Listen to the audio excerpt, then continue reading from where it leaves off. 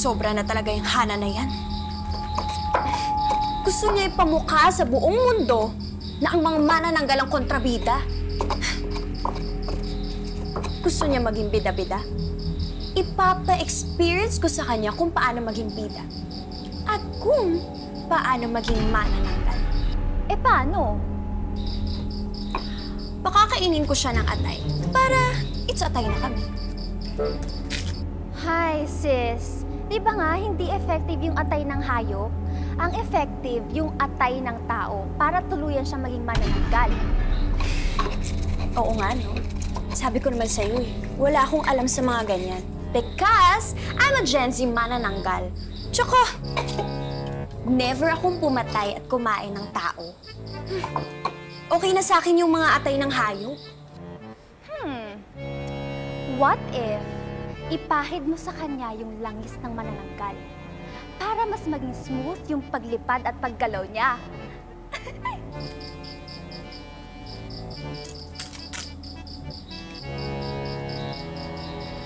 Buti na lang, may pinamana sa aking bote ng langis sa mga ninuno ko. I know, right?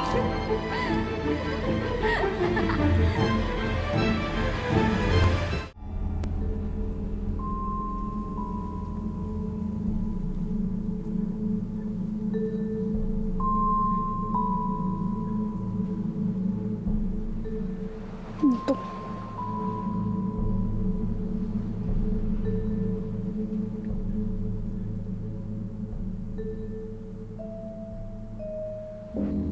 Tihap, tihap, liyo ar. Tihap, tihap, liyo ar.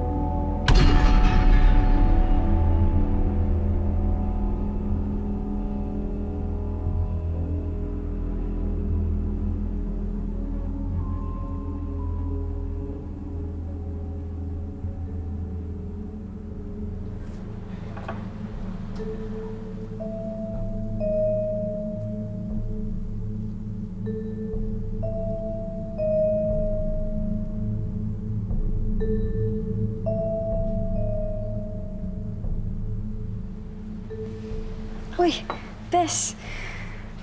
Ang galing, no? Ang cute naman ng mga pang-witchcraft mo. Hobby lang, pero di pa ako expert. Pero kahit na, tingnan mo, ngayon lang ata ako nakakita ng mga ganito eh. Ang cool. Pero, nakakagawa ko ng remedies sa mga sakit sa ulo, muscle tension, sa stress. Talaga? Bes, baka naman pwedeng pahingi, please.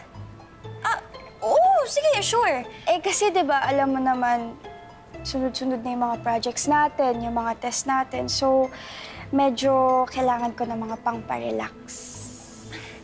Gusto mo magpahit tayo bago tayo magmerienda?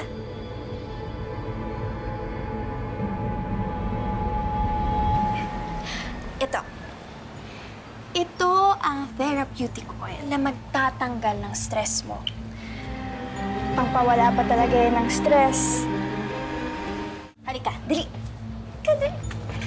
Halika. Ito. Sure ka ba, Bes? Talaga, nakaka-relax yan, ha? Yan.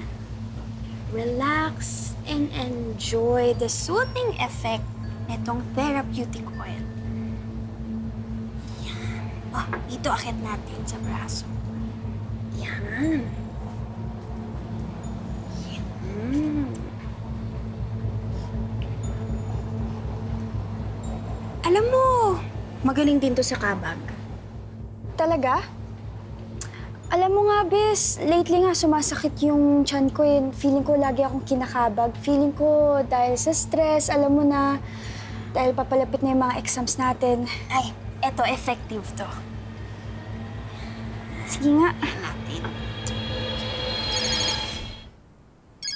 Ay, teka lang, Bes, ha?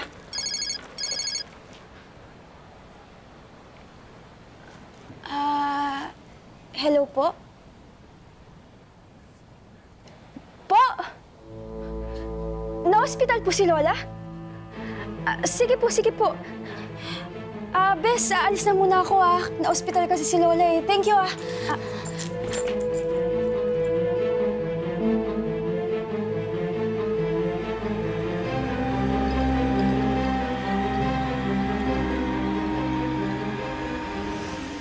Oh, Lola, uminom na po ba kayo ng gamot niyo?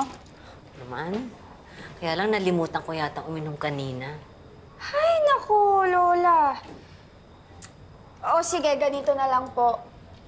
Kahit nasa school ako, i-check ko pa rin po kayo kung nakainom na po kayo ng gamot niyo para po hindi po kayo nakakamiss ng dose. Okay? Pasensya ka na ha. Naabala pa kita. Nakadagdag pa ako ng problema mo sa school. Siyempre po, Lola ko po kayo at love na love ko po kayo.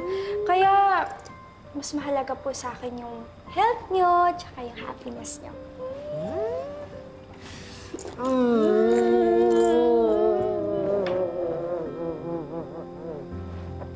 Love you. Love you.